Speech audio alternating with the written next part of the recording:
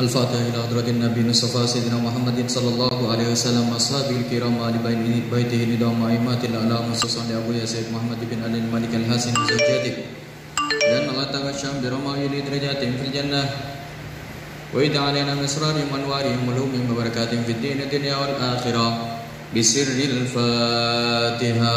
أعوذ بالله من الشيطان الرجيم. بسم الله الرحمن الرحيم. الحمد لله رب العالمين الرحمن الرحيم مالك يوم الدين إياك نعبد وإياك نستعين اهدنا الصراط المستقيم صراط الذين أنعمت عليهم غير المغضوب عليهم ولا الضالين آمين.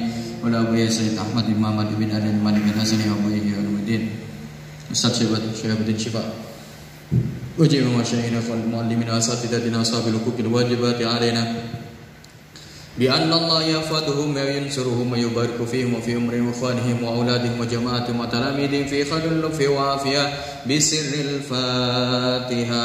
أعوذ بالله من الشيطان الرجيم. بسم الله الرحمن الرحيم. الحمد لله رب العالمين الرحمن الرحيم مالك يوم الدين إياك نعبد وإياك نستعين اهدنا الصراط المستقيم صراط الذين أنعمت عليهم غير المغضوب عليهم ولا الضالين آمين. والفاتحة بالقبول تمام كل سلم وأول صلاح الشأن ظاهرا وباطنا في الدين الدنيا والآخرة دافعة لكل شر جالبة لكل خير لنا ولوالدينا وأحبابنا وشيخنا في الدين واللطف والعافية وعلانية أن الله ينور قلوبنا وقوالبنا مع الهدى والتقى والعفاف والغنى والموت على دين الإسلام والإيمان بلا منة ولا امتهان بحق السيد والذي أجنان ولكل نية صالحة وإلى حضرة النبي المصطفى صلى الله عليه وسلم بسر الفاتحة. أعوذ بالله من الشيطان الرجيم. بسم الله الرحمن الرحيم. الحمد لله رب العالمين الرحمن الرحيم مالك يوم الدين إياك نعبد وإياك نستعين اهدنا الصراط المستقيم صراط الذين أنعمت عليهم غير المغضوب عليهم ولا الضالين آمين. أفضل الذكر فاعلم أنه لا إله إلا الله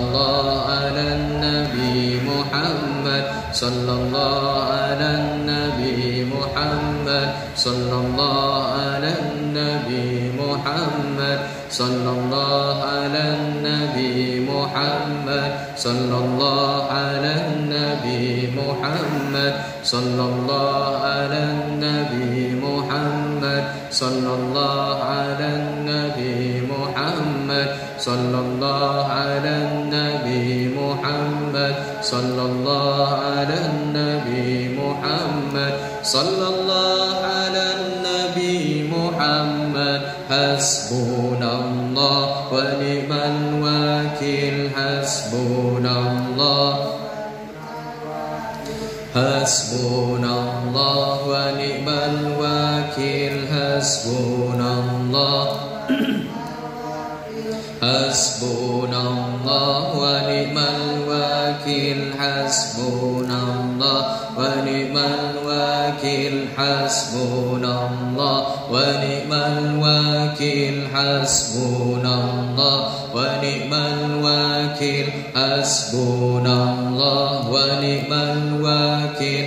Hasbunallah wa ni'mal wakil. Hasbunallah wa ni'mal wakil. Hasbunallah wa ni'mal wakil. Hasbunallah wa ni'mal wakil.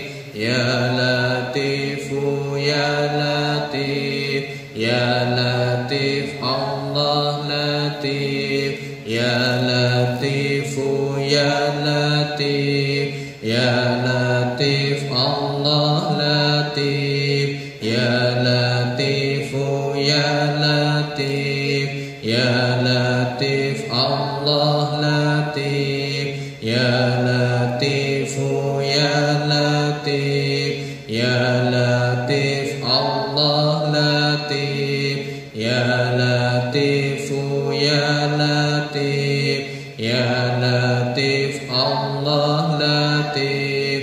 Ya Latifu ya Latif, ya Latif Allah Latif. Ya Latifu ya Latif, ya Latif Allah Latif. Ya Latifan bi khalqi, aliman bi khalqi. Ya khabiran bi khalqi, ultuf bina. Ya Latif ya alim ya khabir. Ya Latifan bi khalqi, ya aliman bi khalqi. Ya khabiran bi khalqi, ultuf bina. Ya Latif ya alim ya khabir. Ya Latifan bi khalqi, ya aliman bi khalqi.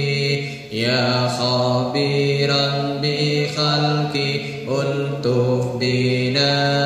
Ya Latif ya alim ya khabir. Ya Latifan lam yazal, ultuf bina fima nazal. Innaka latifun lam tazal, ultuf bina wal muslimin. Ya Latifan lam yazal, ultuf bina fima nazal. Innaka latifun lam tazal, ultuf bina wal muslimin. Ya Latifan lam yazal, ultuf bina fima nazal. Innaka latifun lam tazal, ultuf bina wal muslimin. La ilaha illallah Muhammad Rasulullah. Fi kulli lamhatin wa nafasin adada ma wasi'ahu ilmullah. La ilaha illallah Muhammad Rasulullah. Fi kulli lamhatin wa nafasin adada ma wasi'ahu ilmullah. La ilaha illallah Muhammad Rasulullah. Fi kulli lamhatin wa nafasin adada ma wasi'ahu ilmullah. Hasbi Rabbi Jallallah fi qalbi illallah alal hadi sallallahu la ilaha illallah la ilaha illallah la ilaha illallah Muhammad Rasulullah alaihi salatullah hasbi rabbi jallallah ma fi qalbi illallah alal hadi sallallahu la illallah la ilaha illallah la ilaha illallah Muhammad Rasulullah alaihi salatullah hasbi rabbi jallallah ma fi qalbi illallah alal hadi sallallahu la ilaha illallah la ilaha illallah la ilaha illallah Muhammad Rasulullah alaihi salatullah ya alim sirri minna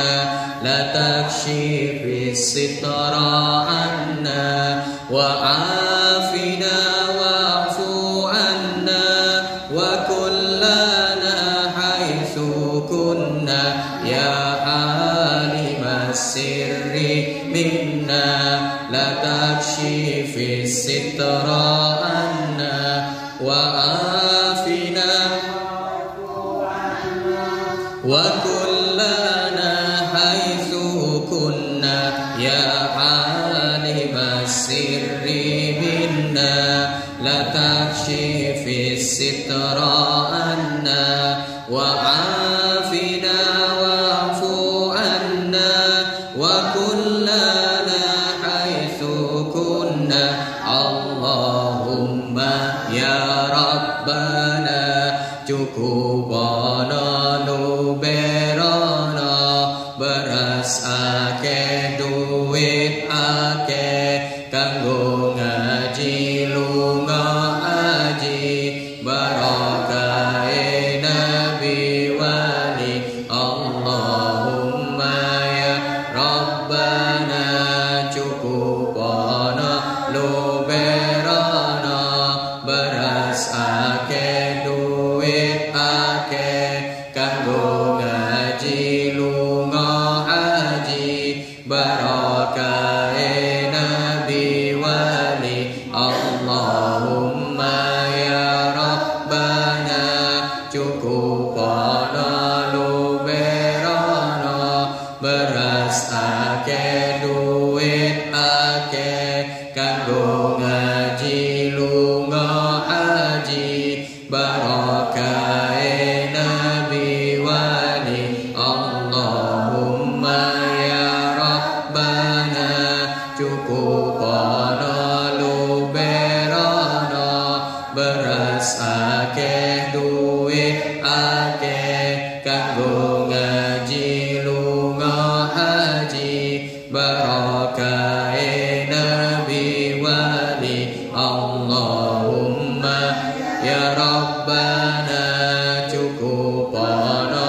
luberana beras akeh duit akeh kanggo ngaji lunga haji barakahe nabi wali Allahumma ya Rabbana cukupana luberana beras akeh duit akeh kanggo ngaji lunga haji barakahe nabi wali Allahumma ya Rabbana cukupana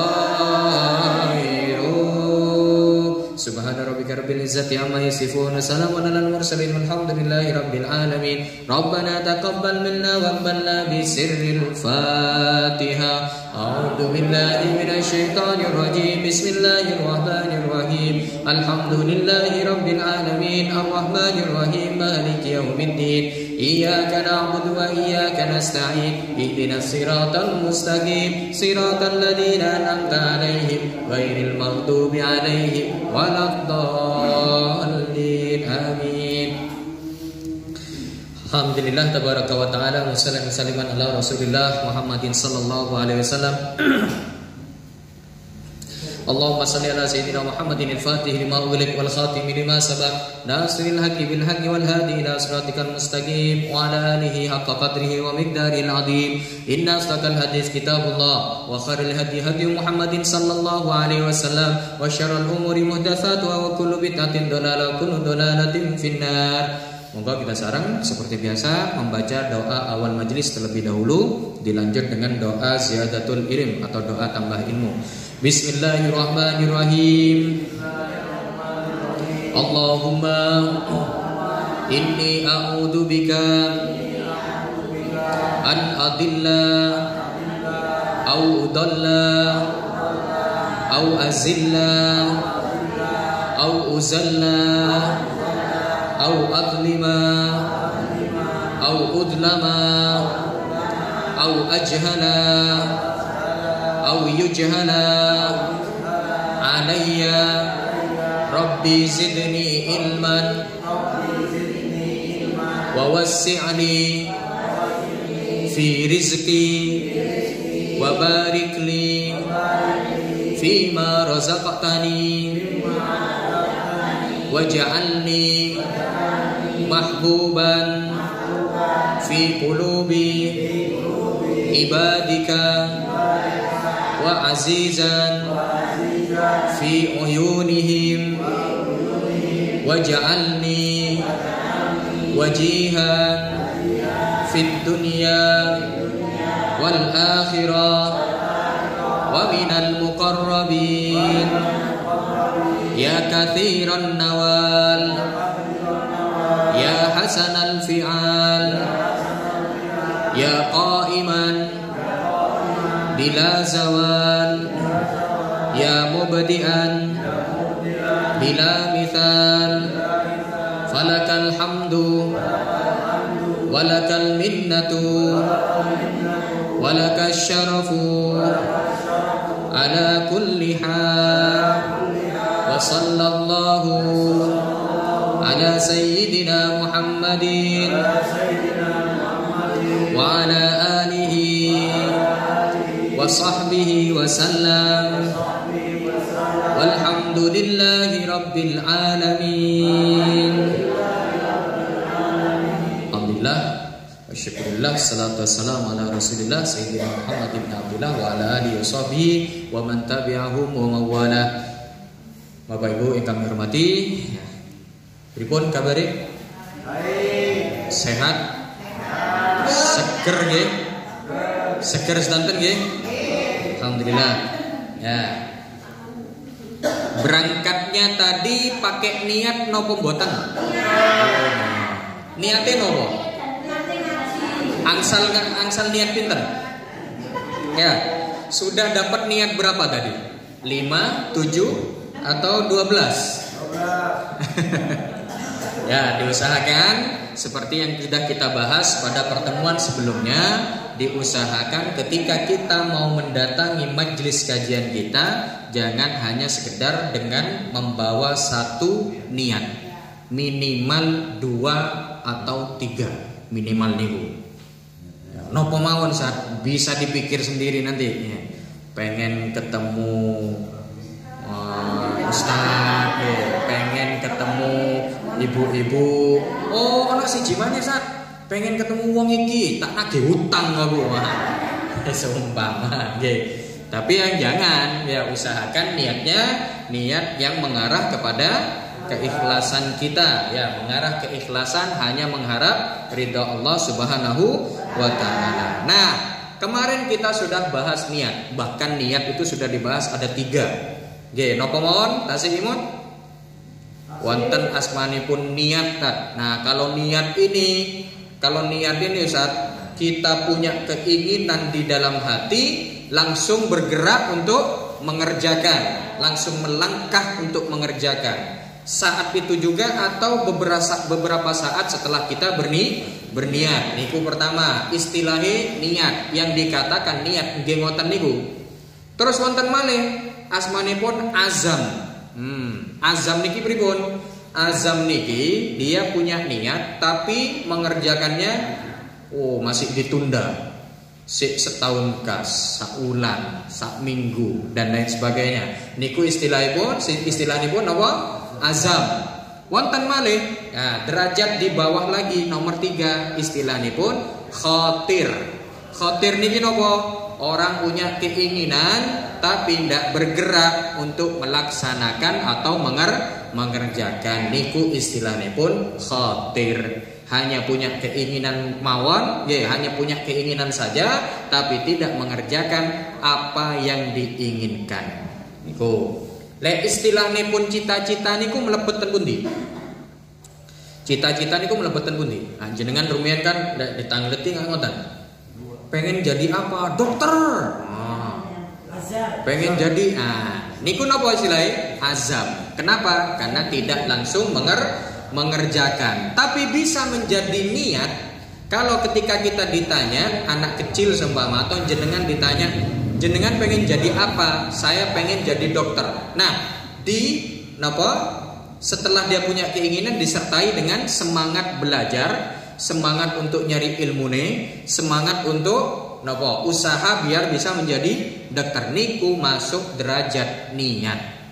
Nggih. Niku masuk derajat niat. Nah, sing bolos sekolah, sing sering bolos, gak ngerjakan PR, dikongkon melebu melok kajian yos. Begitulah. Nah, niku istilahipun azam. Jadi masih ditunda, minggu depan aja lah saya ikut kajian. Kalau sekarang jangan dulu. Soalnya hati saya masih belum tergerak. Yang bergerak ini sanes hati nih. Sing bergerak napa? Yang bergerak atau melangkah niku kakinya, bukan hatinya. Kalau hanya sekedar hati saja nggak gerak-gerak nanti kita. Pengen. Nah, niku pun cekap niku. Hati pengen cukup sudah. Tinggal bagaimana kakinya melangkah, bagaimana tangannya bergerak, bagaimana otaknya berpikir untuk meraih keinginannya. Niku sing diistilahkan dengan niat. Ya, alhamdulillah kemarin kita sudah membahas masalah niku terkait dengan niat. Sekarang kita masuk pada bahasan lanjutan hadisnya. Napa hadisnya? Ya, innamal a'malu binniyah wa innamal likulli imri'in ma nawa. Kemarin kita bahas sampai situ. Faman kanat hijratuhu ilallahi wa rasulih fa hijratuhu ilallahi wa rasulih. Nah, sekarang kita masuk pada bahasan niku. Siapa yang hijrahnya kata Rasul kepada Allah dan Rasulnya, maka hijrahnya akan dinilai sebagai orang-orang yang benar berjuang untuk Allah dan Rasulnya. Berarti niki istilahnya apa saat kita lagi mau membahas nopo saat niki? Membahas ikhlas. Nopo niku ikhlas? Niku surat Al-Ikhlas. Kalau qul huwallahu ahad niku surat Al-Ikhlas. Ya, napa yang dimaksud dengan ikhlas niku napa? Ya, yang dikatakan ikhlas niku napa? Yang paling sering diketahui ikhlas niku lillahi ta'ala. Nggih napa mboten? Napa lillahi ta'ala niku? Hanya karena Allah, hanya untuk Allah, hanya demi Allah saja. Berarti kita ngerjakan kita mengerjakan segala sesuatu, jenengan sholat, jenengan puasa, jenengan zakat, nanti pas waktu Idul Adha jenengan berkurban. Sekarang ini juga kita lagi kajian, jenengan berangkat kajian juga. Demi siapa? Hanya demi Allah. Berarti andai kata jenengan habis kajian, habis sholat gak dikasih balasan, mau? Mau? Tatanya untuk Allah, kok malah mikir kok oleh balasan tatanya? Ya, mau nombotan? Mau. Kalau nggak dikasih balasan mau. Karena untuk Allah Sat.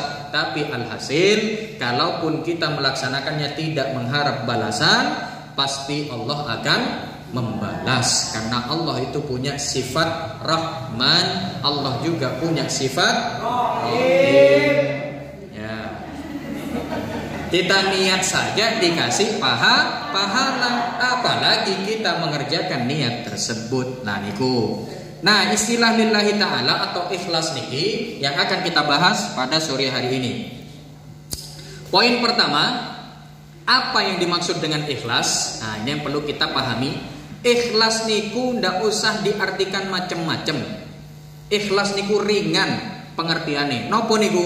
Melakukan segala sesuatu biar Allah senang. Niku mawon.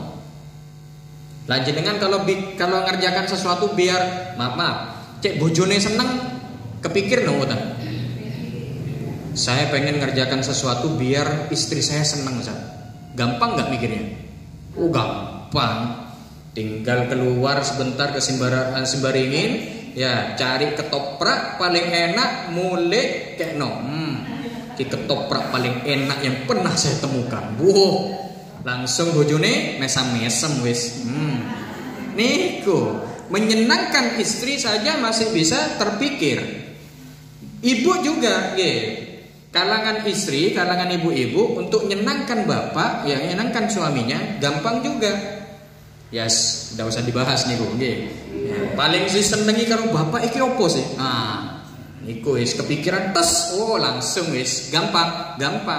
Nah, itu cara termudah untuk kita memahami dan meraih istilah ikhlas. Lek jenengan pengen ikhlas mengerjakan sesuatu, maka saat jenengan mengerjakan satu saja yang dipikirkan. Ya opo carane Allah senang karo aku. Wis ikut tok. Gampang no mboten? Gampang carane, mikire gampang saat ngelakoni sing angel iki. Ya, ngerjakannya sing abot iki. Mau sholat biar Allah senang berarti caranya sak gurunge adzan teko dhisik. Nah, atau pas waktunya adzan datang. Atau kalau kiranya paling lambatnya imam sebelum takbir datang juga. Niku. Allah senang enggak kira-kira ngelihat ada yang jalan begitu? Senang. Baru jalan niku. Ya, baru jalan nyampe ke masjid. Nyampe di masjid ketika dia takbir, Allahu Akbar. Waduh.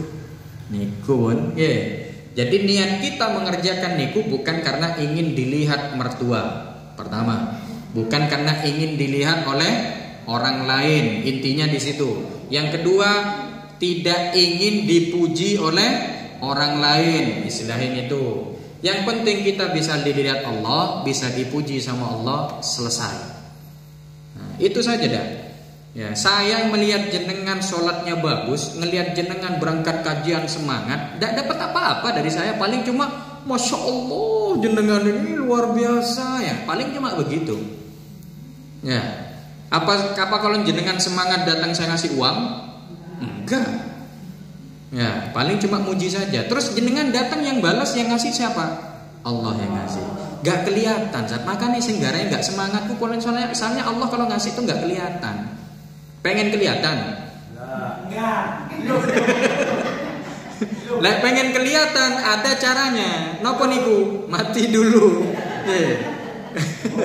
Kalau sudah mati baru kita tahu. Oh, nyampe ternyata. Pas aku melakukan nang masjid iku oleh dibae. Nah, kalau sudah mati. Pengen kelihatan?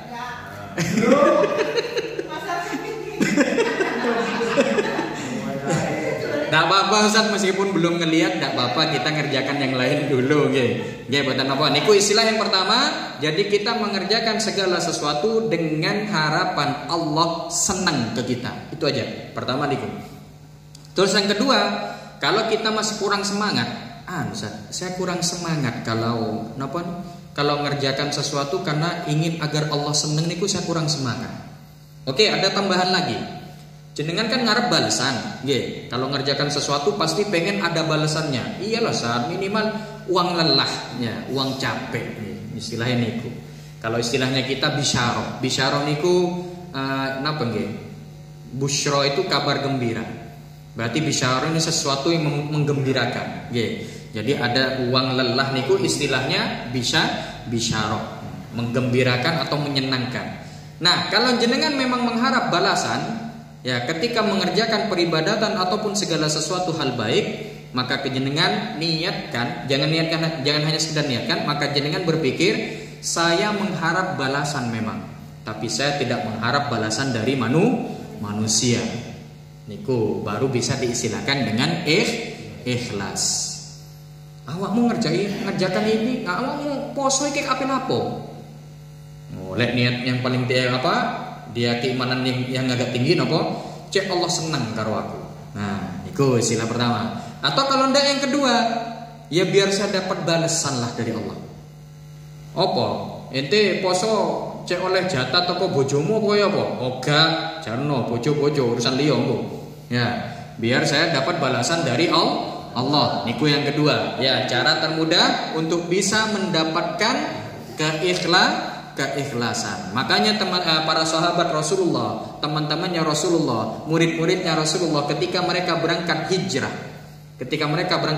dari Mekah ke Madinah, nggak bawa nopo-nopo nih, nggak bawa uang, nggak bawa pakaian, cuma pakaian yang dipakai. Ya, kendaraan hanya kendaraan yang waktu itu ada. Ya, nyampe di Madinah mereka nggak tahu mau tinggal di mana. Rumah pun masih kepikiran. Ya, masih kepikiran karena nggak punya harta apa-apa di Madinah. Tapi ketika mereka berangkat, mereka berpikir, ya Allah, saya berangkat, saya tahu saya nyampe di Madinah pasti Engkau balas ya Allah. Pasti ada balasan dari Engkau. Jadi langsung berangkat. Tidak mikir di Madinah nanti, wah ini orang luar biasa temannya Rasulullah. Enggak mikir situ dah.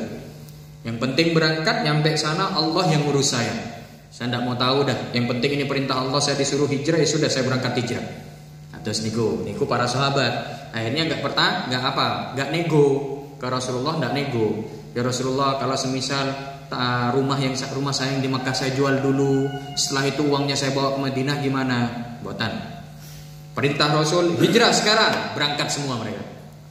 Ya. Rumahnya gimana? Tinggal.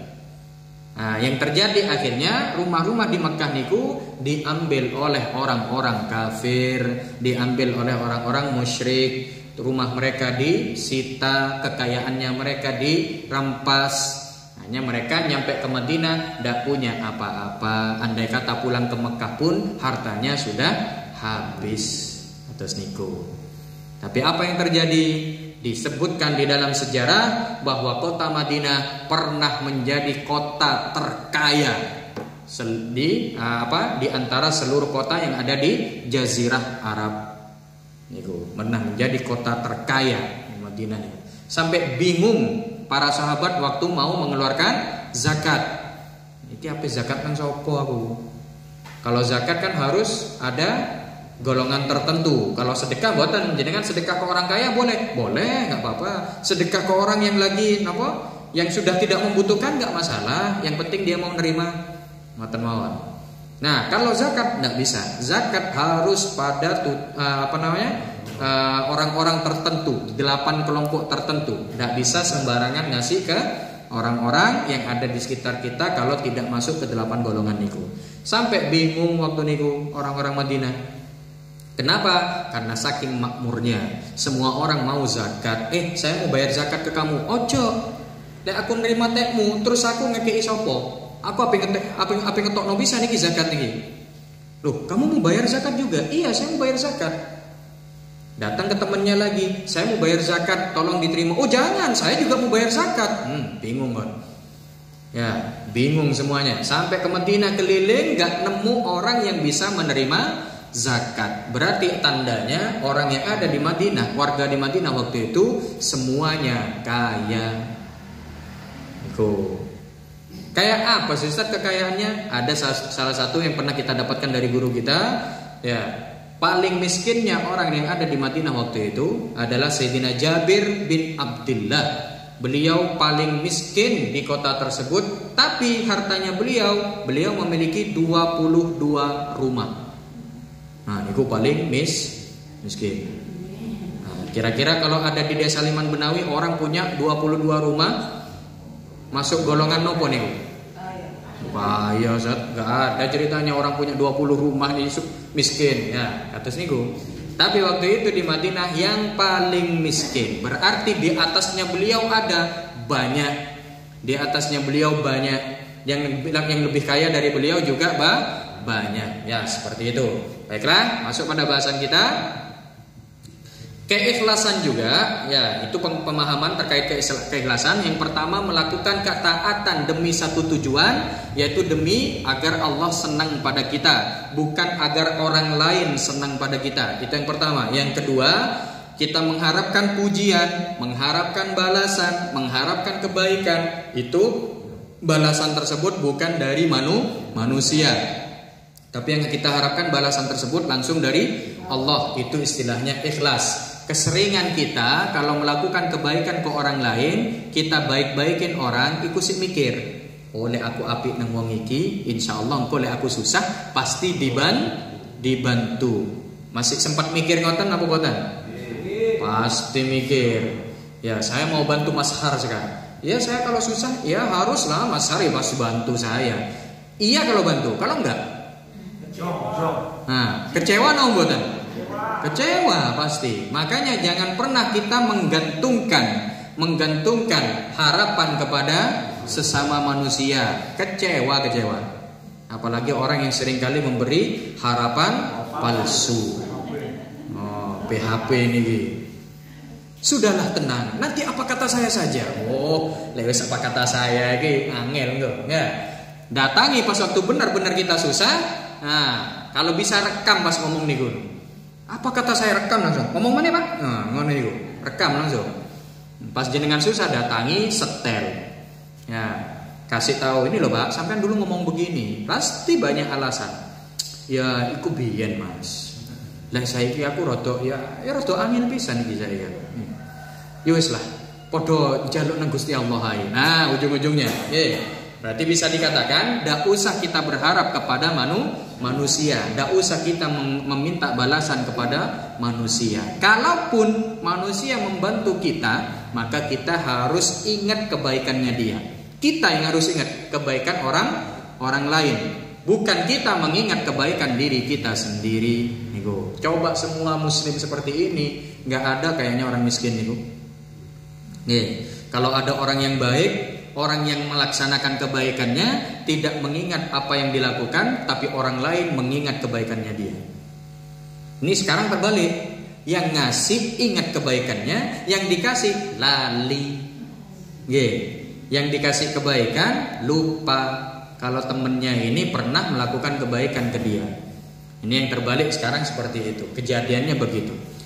Itu yang kedua. Terus yang ketiga, ada bahasan kita dari kalangan dari para ulama yang kita bisa kita rangkumkan. Beramal soleh, kita melaksanakan amal soleh bukan karena ada sesuatu. Nih, kita beramal soleh bukan karena kita mengharapkan atau ada sesuatu.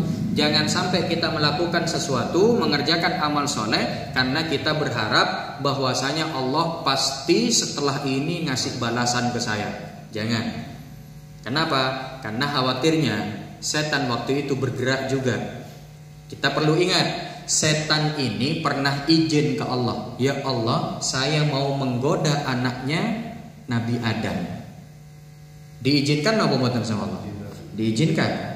Oleh Allah diizinkan. Tapi Allah memberi satu garis besar, memberi satu garis bawah. Kecuali kamu bisa menggoda, silakan kamu menggoda hamba-hambaku, tapi hanya satu hal, orang yang beriman kepadaku dia tidak akan kena godaan kamu. Maknanya Allah menjaga orang-orang yang beriman. Iman seperti apa saat? Yang imannya kuat. Niku yang dimaksud. Yang imannya kuat. Jadi kalau jenengan mengharapkan sesuatu, jenengan sedekah sekarang, sayang sekarang, pengen sedekah Ustaz 1 juta. Kalau katanya Allah kan, kalau 1 juta ini pasti dibalas 10 kali lipat. Berarti pasti saya dapat 10 juta. Berarti gak lama saya kayaknya bakal dapat uang 10 juta nih. Berarti jenengan kira-kira ikhlas nggak buatan waktu ini? Loh, mengharapkannya kan balasan dari Allah. Ikhlas nggak buatan? Kan itu mengharap balasan dari Allah. Nah, kita mengharap balasan dari Allah, cuma jangan ngatur Allah. Paham maksudnya? Kalau kita mengatakan saya sedekah 1 juta berarti sebentar lagi saya dapat 10 juta. Ngatur nang boten? Nah, sama kayak saya ngomong ke Mas Ali, saya punya uang 2 juta Mas. Ini jenengan pakai, jenengan manfaatkan, jenengan pakai buat bayar utang atau beli kebutuhan apa. Tapi ingat Mas, seminggu lagi jenengan bayar ke saya 20 juta. Ngatur nang boten? Ngatur. Seakan-akan kita ngasih hutangan ke Allah. Mungkin nang boten? Ya Allah, saya sedekah sekarang 1 juta, seakan-akan secara tidak langsung ngomong, ya Allah, saya mau ngutangin jenengan 1 juta, seminggu kas bayar 10 yo. Ayo, apa nggak kurang ajar nih, Bu? Ya, sekilas kita melihatnya biasa, tapi sebetulnya kalau di kalangan para ulama itu dikatakan apa? Ini adalah amal yang kurang ajar. Kenapa? Karena kita mengatur apa yang sudah diatur oleh Allah. Seperti itu. Jangan ngatur-ngatur, rezeki kita yang ngatur sinten? Allah. Kita ngarep minggu depan 10 juta. Ternyata Allah ingin ngasih ke kita minggu depan 100 juta. Tapi kita mengharapnya 10 juta. Kalau sama Allah dikasih 10 juta, apa enggak rugi? Ya, untung Tuhannya bukan saya. Kalau saya Tuhannya, ya saya ngasih 1 juta, tolong kasih 10. Tenang 10. Iya Ustaz 10 juta. Minggu depan 10 juta. Beneran kamu minta 10 juta? Iya Ustaz. Saya ngomong habis itu. Padahal saya rencana minggu depan mau ngasih kamu 200 juta loh. Kira-kira mau dibalik? Ya gak apa-apa Ustaz. Kalau gitu 200 juta. Mesti gitu ya. Kalau gitu 200 juta aja Ustaz ya. Dia sudah ngatur saya, sudah 10 juta aja. Mending kalau 10 juta. Ya, kalau ternyata zong. Nah, maknanya zong apa? Oh, berarti Allah enggak ini, Ustaz. Allah berarti enggak adil. Katanya Allah mau ngasih. Ingat, setan pasti menggoda kita. Setan pasti mengganggu keimanan kita. Saat kita ngasih 1 juta berharap balasannya 10 juta, ternyata sama setan 10 juta tadi ditahan. Sama Allah diturunkan, tapi sama setan ditahan. Oleh Allah diturunkan sudah rezeki tersebut, tapi sama setan ditahan rezeki tersebut. Izin ke Allah, ya Allah rezekinya akan saya kasih, tapi sementara saya tahan dulu ya Allah. Saya ingin tahu keimanan orang ini bagaimana. Sama Allah diizinkan, iya nggak apa-apa. Ditahan 10 juta sama setan, tapi nggak lama memang. Setan nahannya nggak lama, paling nggak kalau nggak 3 hari, ya paling 4 hari, berapa hari cuma kita kepikiran nggak? Pikiran, langsung mikir, Allah ini nggak kena aja. Jadinya apa ngekei? Bohong berarti. Ayo. Ini bagaimana kalau sudah bentuknya seperti ini? Ya akhirnya membuat kita tidak yakin bahwa Allah akan memberikan balasan tersebut. Maknanya kalau kita mau ngasih, ingin dianggap ikhlas, kita pasti dapat balasan dari Allah. Kita yakin balasan itu dari Allah. Kita mengharap balasan itu dari Allah. Cuma jangan ikut ngatur-ngatur Allah. Niku baru dikatakan ikhlas. Yeah. Jenengan mungkin pernah, sekarang ini lagi viral memang. Orang yang sedekah 600.000 maka dia akan dapat balasan 6 juta. Allah yang ngasih, sampai harus yakin itu. Ada pernah dengar ceramah seperti itu? Salah enggak ceramahnya? Ceramahnya enggak salah. Memang benar yang disampaikan. Tapi membuat orang meyakini bahwa ngatur Allah itu boleh, bahaya. Iya kalau yang disampaikan orang-orang yang ngerti. Orang yang disampaikan ini orang-orang umum, orang-orang awam yang belum pernah belajar agama. Oh, berarti kalau sedekah 5 juta, keuntungannya dapat 50 juta. Wah, gede juga ini. Ya aku tak aneh. Nah, setelah dia sedekah 5 juta, ternyata oleh setan diganggu zong. Dia nggak dapat waktu itu. Nggak dapat 50 juta dalam jangka waktu 2 tahun, 3 tahun.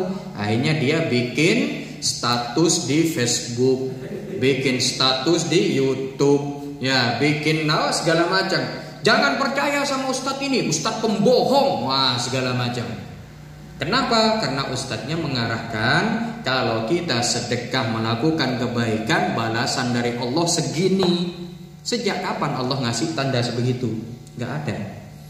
Ya, yang berarti bisa dikatakan kalau kita ikhlas mengerjakan, maka balasan yang akan diberikan Allah kita ndak usah mikir. Apa balasan dari Allah? Gak usah dipikirkan. Siapa tahu nanti jenengan dapat balasannya jauh lebih besar. Mudah-mudahan begitu, nggih. Nah, kita mengharapnya gitu saja. Kalau saya simpel, Bu.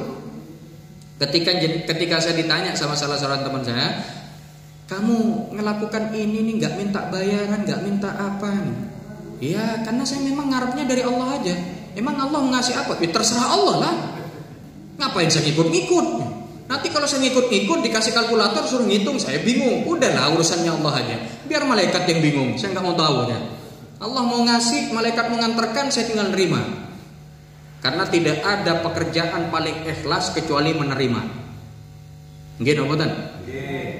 Ya, menerima nggak usah pakai bahasan ikhlas kan? Ya jelas pasti mau. Ya. Ya, contoh seperti itu. Nggih. Ya, nerima niku pasti senang, nerima niku pasti ikhlas, kecuali kalau nerimanya suatu hal yang kurang enak, maka harusnya sama, kudu ikhlas. Ya, sama kayak jenengan bilang, "Sat, nanti tolong ke rumah ya. Insya Allah saya di rumah ada rezeki." Ya enggak banyak lah, paling ya sekitar, ya kalau enggak 20-30 juta lah. Saya perlu enggak ngomong, "Insya Allah saya datang ke rumah jenengan, saya ikhlas nerima"? Perlu enggak? Enggak perlu. Ngapain saya pakai ikhlas-ikhlasan? Ya tinggal datang aja nerima, ya pasti ikhlas sudah. Ya seperti itu. Nah, itu yang bisa dikatakan. Jadi ketika kita beramal soleh, maka jangan karena mengharap sesuatu, mengharap balasan bentuknya begini. Jangan. Kita ngarep balasan dari Allah, boleh. Enggak mengharap balasan dari orang lain, boleh. Tapi jangan ngatur Allah. Ya Allah, saya mau sedekah begini, tolong nanti dikasih segini. Jangan. Karena takut nanti malah oleh Allah dijadikan sebagai salah satu ujian kita. Seperti itu. Bisa dipahami nih, Gigi? Jangan-jangan terlalu berat nih. Oh, santai. Ringan. Alhamdulillah. Ya. Oke, bisa dikatakan begitu, Bapak Ibu sekalian. Orang kalau beramal soleh karena ada sesuatu, ya maka dia kalau tidak dikasih akan berhenti dalam melaksanakan amalnya. Mungkin obatan. Kita ambil contoh yang tadi. Dia sedekah 5 juta, mengharapkan ingin dapat 50 juta. Tapi ternyata ketika sebulan, 2 bulan, 3 bulan, 4 bulan, kok tidak datang-datang yang 50 juta. Kira-kira mau sedekah lagi nggak 5 juta? Berhenti, sudah macet. Ya. Opo gak sedekah mana? Was, zong sing wingi. Ya, kaono turun. Sing seket gak sido. Mbo nyangsang nanti nggak ngerti ya. Ya. Macet di mana rezekinya nggak ngerti. Padahal aslinya nggak macet. Bisa jadi rezeki itu memang disediakan oleh Allah di akhirat nanti. Atau di lain bentuk sama Allah. Apa bentuknya? Anak-anaknya jadi anak yang soleh. Ya. Yang anak putrinya jadi solihah. Disuruh kemanapun, nggih, nggak pernah. Opo ae Pak, ora tau kesel was nggak bahas begitu. Nggih. Soleh, solehah. Ayeuna wayahe ngaji saya nggih Pak. Aku ingin ngafalno oleh sak juz saiki kudu 2 juz aku. Yo, gak seneng apa ngoten niku? Nggih, pasti seneng. Ya, yang suaminya semangat kerja, ketika ditanya, "Pak, sampean enggak istirahat ae ta, gak leren ae?" "Oh, gak, Bu. Aku udah gak istirahat, saiki aku istirahat, gak kerja." "Terus sampean kok oleh opo? Sampean pengen mangan enak iki opo? Apa sing ape tak kei?" Oh, niku lho. Seneng nang mboten? Seneng, nggih. Datang-datang suaminya bilang, "Bu, jenengan pengen nopo?" Ya, gak teh opo. Ya, siki aku mampir nang mall iki, nang metro. Ya ono sithik lah. Ya, dikasih ono kalung mutiara. Seneng napa mboten? Ngarepe.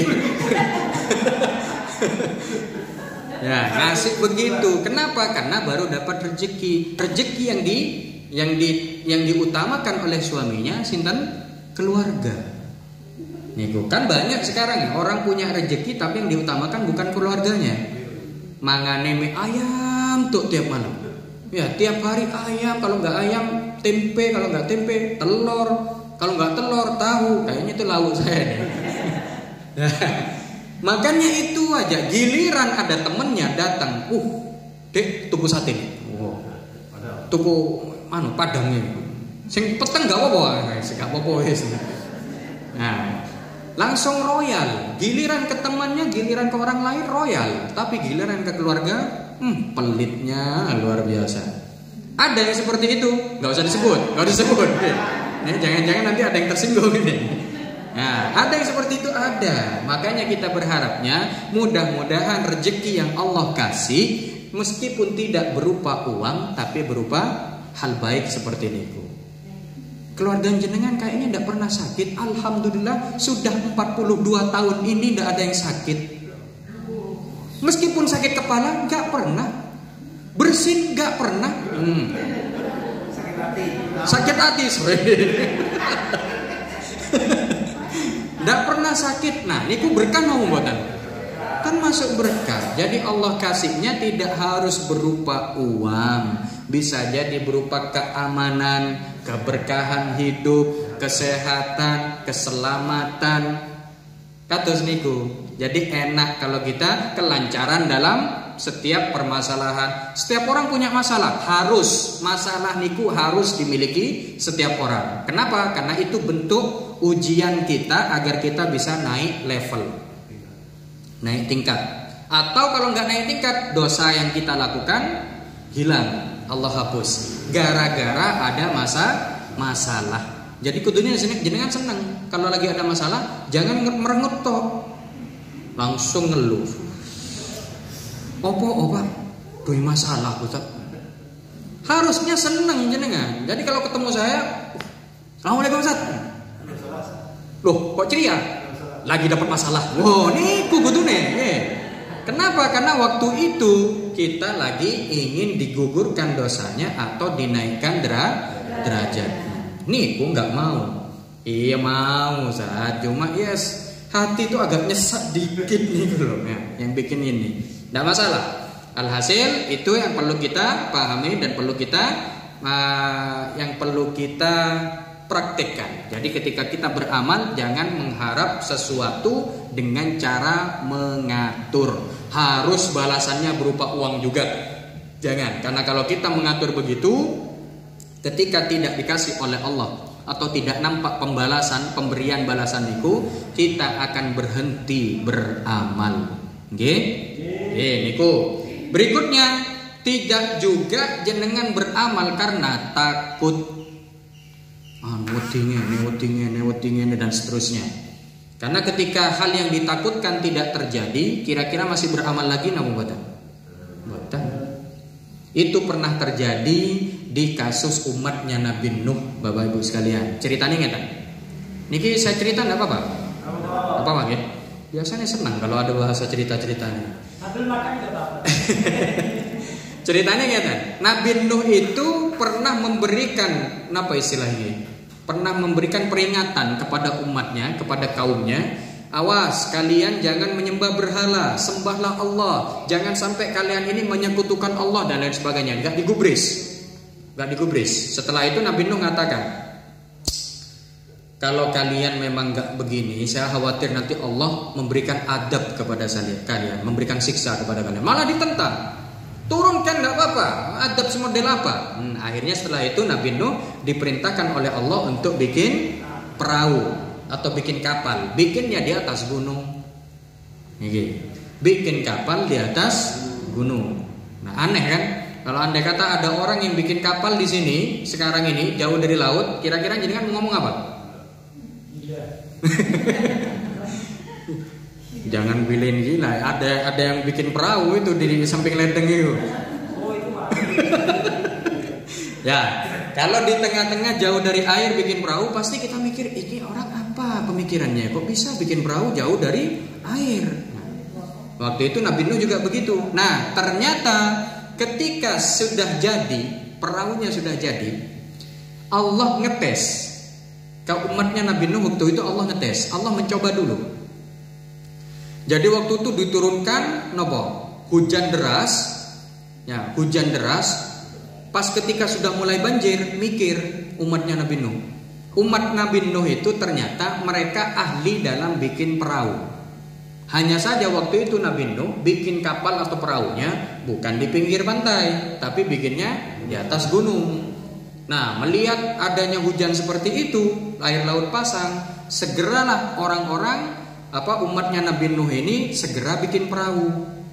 Waktu itu bikin perahu. Karena apa? Curah hujannya nggak begitu lebat, biasa, cuma istiqomah. Nih loh, hujannya istiqomah, terus saja nggak berhenti selama berapa hari. Dapat 3 hari kok agak naik air. Iki jangan-jangan doanya Nuh itu ini. Nah, umatnya waktu itu akhirnya bikin perahu juga. Setelah mereka bikin perahu, terus mereka datang ke Nabi Nuh. Ya Nabi Nuh, kita bertobat Nabi Nuh. Mohon maaf kalau kita melakukan kesalahan. Ya ayolah, yang kaya-kaya itu malah nanggung. Ayo kita bikin perahu sebanyak mungkin biar kita bisa selamat semua. Akhirnya ngikut Nabi Nuh. Cuma waktu itu Nabi Nuh heran, loh, saya belum dapat berita dari Allah bahwa siksaan atau adab itu turun. Ini kok bisa ya akan terjadi begini ini? Kayaknya bukan ini adabnya. Bener, dapat seminggu air naik, tapi nggak terlalu besar. Mereka semua naik ke perahunya, naik ke kapalnya, ngerasa aman sudah. Aman. Wah, alhamdulillah, senang wis aman semuanya. Terima kasih ya Nuh, terima kasih karena engkau kita bisa selamat semua. Setelah itu air surut. Nah, airnya surut, kering lagi.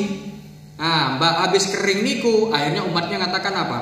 Gini siksa dari Allah itu. Cekek. Ya. Remeh. Boy. Ya, sudahlah, nanti kalau ada siksa lagi kita tinggal bikin kita tinggal bikin perahu yang lebih besar lagi. Apa kalau cuma siksaan kayak gini? Akhirnya ngeremehkan. Ya, lebih meremehkan dari sebelumnya. Padahal Nabi Nuh tidak merasa waktu itu ada pemberitaan dari Allah bahwa siksaan benar-benar akan turun waktu itu. Buatan, nggak ada info. Nah, malaikat nggak turun nyampaikan ke Nabi Nuh bahwa siksanya turun saat itu, belum. Makanya Nabi Nuh heran, kok bisa ya? Ternyata beneran bukan siksaan, tapi kalau di film niku intro niki nopo nih? Pembukaan lah. Ya, pembukaan. Masih awal-awal. Kalau di YouTube niku trailer lah istilahnya. Kita nonton itu yang harusnya filmnya 3 jam atau 2 jam, trailernya cuma 2 menit. Niku mawon. Nah, beneran setelah itu dapat beberapa bulan, mereka semakin jadi, semakin meremehkan. Akhirnya nggak takut lagi. Mereka nggak takut kesiksaan lagi. Sama seperti kasus ini. Jadi jenengan kalau melakukan amal ibadah karena takut, ketika suatu hal yang bikin jenengan takut hilang, masih beramal napa boten? Boten. Nggak akan. Ya, datang ada Ustaz Rozi, ayo sholat kabeh, Ustaz Rozi kejem itu. Saya nggak sholat tapi diobong omahe jane. Takut. Tapi habis setelah itu saya sakit 2 hari. Nggak bisa kemana-mana. Kira-kira ada yang sholat nggak? Gak budal masjid kan? Oke, apa? Loro. Ustadz loro. Jarno, ojo. Gue nang dokter. Jarno, cek loro ae. Enak. Nek ustadz loro gak ono sing nang masjid aman. Omahe aman gak ono sing diobong. Nah, niku. Di para sahabat juga begitu Bapak Ibu sekalian. Dulu Rasulullah memerintahkan kepada para sahabat untuk melaksanakan sholat jamaah wajib. Karena waktu itu awal Islam. Kalau awal Islamnya saja sudah memble, kira-kira generasi berikutnya pripun? Parah. Makanya di awal pertama kali sholat berjamaah hukumnya wajib bagi laki-laki. Bagi yang perempuan sunnah muakkad ya bagi perempuan. Kalau yang laki-laki wajib. Niku zaman Rasul, sampai oleh Rasul kalau ada yang nggak sholat jamaah tak bakar rumahnya, sak wonge nang jero nih. Sampai diancam begitu sama Rasulullah. Ketika Rasulullah wafat, ada yang murtad napa mboten? Banyak. Para sahabat waktu itu ada yang kafir lagi, murtad dari Islam banyak. Kenapa? Karena mereka masuk Islam hanya karena takut ke Rasulullah. Ketika Rasulullah wafat, murtad mereka. Ya, Nabi ini wis nyantai ae aman. Kalau saya ngapain ngobong omah maneh.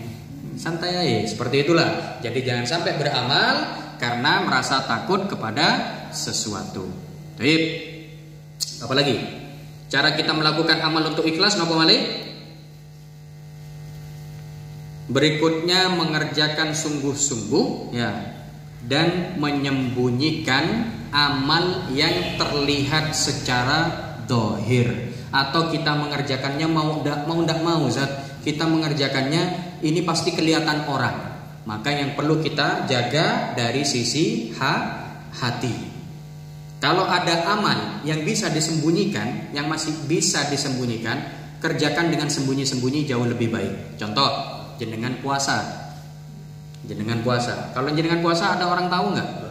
Ada yang tahu. Apalagi kalau jenengan pas waktu hari puasa jenengan ndak keluaran dari rumah. Gak akan ada yang tahu. Gini obatan. Kecuali jenengan datang ke masjid, bapak-bapak, ibu-ibu sekalian, mohon maaf, hari ini saya puasa. Baru mereka tahu. Tapi selama jenengan tidak mengabarkan ke orang lain, aman. Amalnya jenengan aman.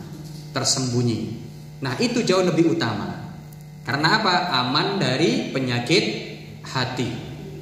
Berarti kayak jenengan melaksanakan puasa, napa malih selain puasa, ada sholat malam. Sholat malam lebih baik di rumah, lebih baik di rumah masing-masing. Kecuali kalau kita ada program iktikaf. Nah, iktikaf sholat berjamaah, nanti akan kita bahas. Terus ada lagi selain itu sedekah yang rahasia. Ini jauh lebih besar pahalanya daripada yang terang-terangan. Bukan tidak boleh yang terang-terangan, bukan tidak boleh, tapi lebih utama. Makanya jenengan kalau mau sedekah ke temennya, usahakan tidak usah rame-rame. Bahkan kalau bisa temennya ketika tidur, ketika rumahnya kosong sepi, masukkan uang di amplop, buat makan malam seumpama, atau buat belanja ya. Jangan kasih nama, kalau dikasih nama sama aja bohong. Ya sama aja ngasih tahu, nggak usah dikasih nama, buat belanja ya. Taruh di amplop, gak usah banyak-banyak, 5 juta lah cukup gitu. Ya, taruh di amplop, jenengan masukkan lewat jendela atau lewat pintu. Cepet lari habis itu.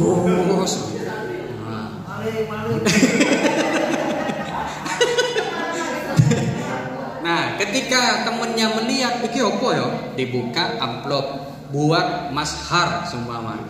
Buat belanja Mas. Padahal kan bahwa itu benar-benar sedekah. Ya, untuk siapa tertuju jelas, tapi siapa yang ngasih ketahuan enggak? Boten. Nah, itu yang ngasih waktu itu, yang ngasih diikuti oleh malaikat dari sejak dia berangkat berniat mengerjakan amalnya sampai dia mengerjakan amal tersebut. Melangkahkan kakinya dicatat terus sama malaikat. Niku, belum lagi doanya malaikat niku. Napa doanya malaikat? Enggak usah disebut. Ya. Yang penting doanya pasti kebaikan. Pertanyaannya, kalau kita doa mustajab napa boten? Belum tentu seakeh dosane. Kalau malaikat yang doa. Malaikat ini makhluk yang paling taat. Makhluk yang dekat sama Allah. Jadi kalau mereka yang berdoa, insya Allah langsung dikabulkan oleh Allah. Nah, niku amal rahasia istilahnya. Makanya usahakan jenengan punya arja amal andalan yang cuma jenengan sama Allah tok yang tahu. Kalau bisa suaminya nggak perlu tahu, Bu. Yang bapak istrinya nggak perlu tahu. Amalnya jenengan nggak perlu tahu. Ada satu kiai niku di Langitan, namanya Kiai Abdullah Fakih, luar biasa beliau orangnya. Ketika wafat barulah ketahuan amal-amalnya. Istrinya pun tidak tahu, bunya nggak tahu. Ternyata apa? Setiap bulan Kiai Fakih ini punya kebiasaan sedekah ke janda-janda tua di samping pondok nih. Jumlahnya puluhan 20 30-an nih. Disedekahin terus. Gak ada yang tahu. Yang tahu cuma antara beliau sama Allah. Dan orang yang dikasih pastinya, orang yang dikasih. Karena waktu itu tidak secara sembunyi, langsung ke orangnya. Cuma istrinya pun tidak tahu kalau itu kebiasaannya Kiai Fakih. Apalagi santrinya, orang dalam lo nggak tahu, apalagi santrinya. Ya seperti itulah. Makanya ketika beliau wafat, datang para janda niki. Baru dari itu Nyai paham. Kenapa? Karena janda-janda yang gini ngomong, alhamdulillah Bu Nyai wis saiki gak ono maneh sing ape sedekah. Loh, opo biasane yai niku sedekah setiap bulan mesti ngekei. Sejumlah berapa janda yang datang niku. Kaget Bu Nyai ini. Loh, gak ngerti aku tiba. Niku lho. Akhirnya napa? Oleh putranya, oleh keluarganya dilanjutkan kebiasaan bagus tersebut. Dilanjutkan oleh keluarganya, setiap bulan tetap janda-janda yang tua niku yang sudah tidak punya putra, nggak ada yang ngurus, tetap disedekahin setiap bulannya. Kados niku. Makanya usahakan jenengan punya amal andalan kados niku. Harus sedekah, tidak harus. Makanya saya ngarahkan kemarin pripun, kalau jenengan pengen yang gampang, bismillah niku pun paling gampang. Bismillah ketika ngerjakan sesuatu, mau keluar bismillah, mau makan bismillah, mau ngambil barang bismillah, mau bagaimanapun bismillah. Itu amal jenengan sama Allah, harus diucapkan, tidak perlu diumumkan, izin. Nggih napa mau nyampaikan, alhamdulillah Bapak Ibu sekalian, saya punya amal andalan setiap hari baca bismillah berapa kali? 5 kali. Izin napa bismillah ping 5 iki dadekno amal andalan jare. Mesti begitu. Tapi antara kita dengan Allah tidak pernah melihat amal kecil. Pasti oleh Allah akan dibalas dengan luar biasa dan bikin Allah senang kalau istiqomah. Itu amal andalannya. Seperti itulah. Jadi usahakan kalau jenengan mau beramal, selama amal itu bisa disembunyikan, tolong disembunyikan. Kalau tidak bisa pripun tinggal jaga hati. Amal apa, amal ibadah apa yang kiranya tidak bisa disembunyikan? Bagi para bapak, amal seperti sholat jamaah, niku memang nggak bisa disembunyikan. Ya, tapi bagaimana? Ngatur hati.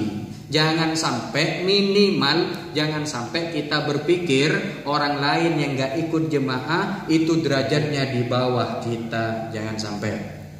Ya, nek delok gak jemaah. Si api aku, niki sing bahaya, Si api aku niki sing bahaya. Nah, niku setan niku mainnya. Makanya kadang ujiannya orang yang semakin tinggi dia beribadah, setannya semakin berkelas juga. Orang yang sering istiqomah sholat tahajud, memang di rumah dia sholat tahajudnya di kamar, sholat rutin tahajud. Ketika keluar, ya mau subuhan berangkat jamaah mau ke masjid, keluar ngelihat kono sing tangi wong-wong iki. Kono sing tahajud kaya ini. Parah ancen ngomong kene iki. Nah, yo niku lho, bahaya nang mboten? Bahaya hati. Ya, urusan ketika kita merasa lebih baik saya, amal yang kita lakukan itu dihapus sama Allah. Berarti kita cuma dapat capek. Kados niku. Berarti kayak sholat jamaah, usahakan jaga hati. Selain sholat jamaah, apa malih Ustaz? Ada zakat. Ya, zakat niku mau ndak mau harus kelihatan. Ya, kita nggak mungkin berzakat tapi nggak kelihatan. Piye carane? Ya, terus ada lagi selain zakat apa malih? Kurban. Nah, kayak kita kurban itu ya pasti ketahuan. Boleh kita nitip lewat orang lain, boleh. Tapi panitia kurbannya ya mesti tahu juga. Ya.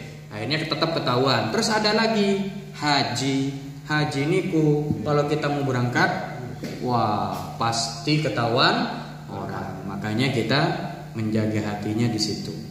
Kecuali hajinya saya, ya haji saya nggak ketahuan orang, tapi saya ngasih tahu ujung-ujungnya, ya, sama aja bohong. Nah, terus pripun? Ndak usah kita mementingkan dari sisi nopo, biar orang bangga melihat kita tuh. Memuji dan tidak usah ngarah sana. Alhasil kita ibadah hanya untuk Allah Subhanahu wa taala. Jaga hati niku ya. Nah, seperti itulah. Jadi itu Bapak Ibu sekalian terkait tata cara ikhlas, ya bagaimana kita mengerjakan ikhlas, bagaimana kita mempraktekkan ikhlas. Yang penting nopo yang paling gampang nih mau. Ketika mengerjakan sesuatu cukup mengharapkan Allah seneng niku mawon pun. Ya, sama seperti seorang pemuda yang baru melamar seorang perempuan, ya, anak perempuan seseorang. Ketika diminta sama mertuanya, "Ayo deh, jamaah asar dhisik." "Oh nggih, Pak." "Ya, sampean sing imam." "Oh, imame mantu we." Baru ngelamar calon mertua. Iso ngimami, saged, Pak. Ya, imam. Cek aku karo adike, nah calone karo adike engko dadi imam, dadi makmume. Siapa? Mulai Allahu Akbar. Enak wis. Pikirane kudu nanti wis lali. Apa carane pokoke mertuane seneng. Calon mertuane seneng. Ya apa carane wis. Akhir lali sisan. Salat asar bismillahirrahmanirrahim. Mertuane heran, iki salat asar. Kok macane keras ya? Alhamdulillahi Rabbil Alamin. Sampai mari salam, sik. Kan ini sholat asar kok dibaca keras suratnya. Oh iya Pak, ini menurut imam yang lain ada. Rusak wis. Ya seperti itu Pak. Ada Pak. Iya tak, ono pendapat ya. Oh ono Pak. Sampean macane kitab cilik. Oh sing jilitan iku lho Pak. 17 juz, 80 juz iku ono nang kono. Kita apa ya? Jenenge lali. Ya. Jadi cara pemuda tadi ingin menarik hati mertuanya, itu coba dipakai. Ya, cara tersebut dipakai agar kiranya bisa menarik Allah senang ke kita. Niku lho diganti ngaten mawon. Kan gampang akhirnya kan? Ada contoh. Iya, aku sik nome karo bojoku iku pas salat karo mertua iki carane ngene. Oh, wis ngerti aku carane. Berarti perasaan yang dipakai waktu semangat yang dipakai ketika jadi imam untuk calon mertua itu yang saya pakai juga untuk menarik perhatiannya Allah. Begitu saja. Gampang akhirnya. Ya, gampang dalam urusan salat tok tak sing liyane iki rada angel. Enggak apa-apa lah pelan-pelan nggih. Santai saja. Ya mungkin itu terkait keikhlasan yang bisa kita coba praktekkan Bapak Ibu sekalian. Ya, kalaupun nanti di belakang hari saat proses kita mendapatkan suatu hal yang sulit, itu biasa. Karena setan juga tidak akan berhenti. Kalau setan berhenti untuk menggoda kita, insya Allah 2 atau 3 hari lah, 3 hari lagi kiamat. Nah, yang mudah-mudahan enggak, masih jauh, mudah-mudahan. Ya, kasus seperti itu. Jadi kalau mengharap setan tidak menggoda kita, kemungkinan besar kita sudah ada di surga. Berarti harus mati kan? Iya. Ya. Kalau kita sudah mati, setan nggak bakal menggoda kita sudah. Seperti itu. Kalau masih hidup, nafas masih ada, berarti kemungkinan besar setan masih ganggu. Jangan mau kalah. Setan semangat, kita harus lebih semangat. Ngapain kalah sama setan? Makanya cara nih Mas Karin itu kalau bisa pakai. Ya apa carane aku golek sing isuk nyetrukno setan. Gawe setan setruk iku ya apa carane. Nah, berarti pripun? Ngobrol sambil rokokan, ngobrol sambil santai, mangan opo wis ono kopi apa segala macam. Gak ada gunanya kan sini kan? Gak ada manfaatnya, tapi yang dibahas masalah ilmu. Ngene tak sambil ngerokok. Aku iki ono masalah ngene tuh. Manfaat apa buatan? Manfaat. Saya setan mangkel niku. Semprul wong iki. Ya, rokokan tapi sing ditakoni masalah agama. Oh, awas kon yo, mesti gitu setan niku. Mesti mangkel setan niku. Nah, itu makanya cari cara yang bisa bikin setan mangkel. Ya mungkin itulah yang bisa kami bahas pada malam hari ini, pada sore hari ini Bapak Ibu sekalian. Mohon maaf kalau ada kesalahan dalam tutur kata dan penyampaian. Jazakumullah ahsana ma jaza ibadahus sholihin. Kami sampaikan ucapan jazakumullah kepada jenengan semua atas kedatangannya. Ya, mohon maaf kalau tidak ada sesuatu yang bisa menyambut dengan baik. Saya tadi kepikiran, ini apa tak bikinkan teh aja ya. Cuma saya mikir lagi, ngelihat di dapur kok gelasnya cuma 6. Pas yang datang baru bertiga tadi, cukup lah tak get teh aja. Cuma mikir lagi, nanti kalau hujannya reda, yang datang banyak, engkau kepikiran mana dia nih? Aku gak dikayak no iki segala macam. Wes gak usah wes. Nggak jadi dah. Ya, insyaallah kedepannya mudah-mudahan ada rezeki. Ya, insyaallah nanti kalau jenengan ikut kajian, kita akan terapkan secara penuh apa yang kita dapatkan dari guru kita di Makkah ataupun di Malang, di Bojonegoro. Ngajinya enak, santai, ono gorengan, ono kopi nih. Saya nombotan. Baik, insyaallah lah. Doakan saja. Doakan. Mudah-mudahan bisa menerapkan secara penuh seperti yang diajarkan oleh guru-guru kita. Jadi seperti itu ya. Mohon maaf sekali lagi ya kami sampaikan. Akhirul kalam dari kami. Wassalam. Mohon maaf. Kita tutup dengan sama-sama membaca surat Al-Asr dan doa kafaratul majlis. Bismillahirrahmanirrahim. Wal asri innal insana lafi khusrin illa alladhina amanu wa amilus solihati wa tawasaw bil haqqi wa tawasaw bis sabr. Subhanakallahumma wa bihamdika asyhadu an la ilaha illa anta astaghfiruka wa atubu ilaik. Wassalamualaikum warahmatullahi wabarakatuh.